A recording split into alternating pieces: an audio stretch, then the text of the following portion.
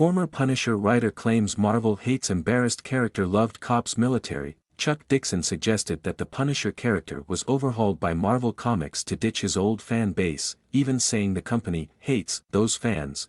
Comic book writing veteran Chuck Dixon called out Marvel for undermining and minimizing one of its most popular heroes, the armed vigilante known as the Punisher.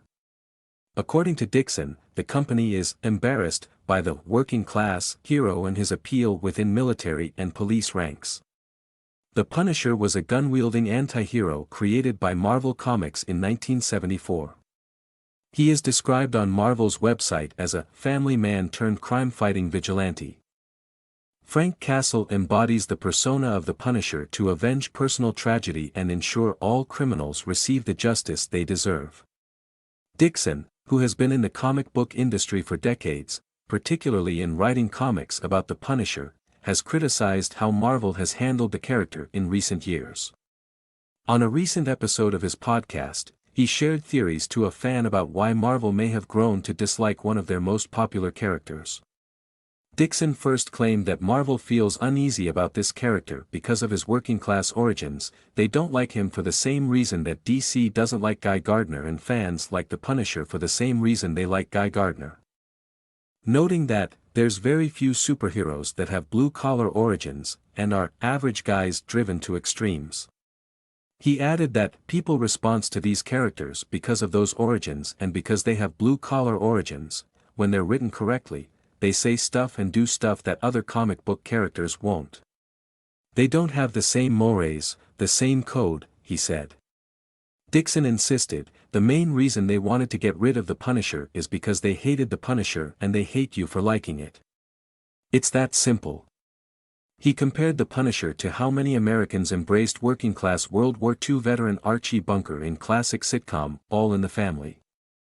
Dixon noted that while the head of the Bunker household was created to be the butt of all the jokes and portrayed as a politically incorrect father complaining about America's decline and believing in unfortunate stereotypes, he ultimately became a fan favorite of people across the country because, unlike bigoted Hollywood caricatures of Southerners, the blue-collar New Yorker seemed like a real person people related to. I'm certain that the writers were horrified that the American television audience took to this guy, he noted, even as they continued making a profit off of his popularity.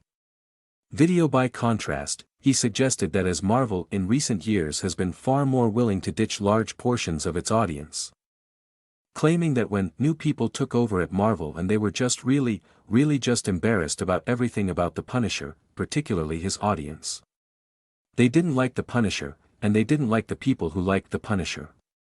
The last straw, however, he claimed, was when our military and police began using the Punisher skull symbol on uniforms, noting it had been famously seen on the sides of armored personnel carriers and Bradley fighting machines in Iraq, to the point that many ended up seeing the Punisher skull logo on an armored vehicle or police uniform long before they knew it came from a Marvel Comics character.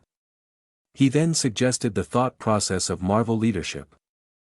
We're going to take the Punisher, and we're going to mangle him, and we're going to destroy him. We're going to do what no other entertainment company ever has done. We are going to purposely take one of our intellectual properties and tear it to the ground. The website Bounding Into Comics observed that Dixon has spoken about this phenomenon in the February 2022, claiming, Marvel are embarrassed to be associated with people who probably don't share their worldview. And that's really as simple as it gets. He later added that Marvel has indeed succeeding in driving away many of their former customers, suggesting that have left comics or gone looking for some alternative to what Marvel is offering.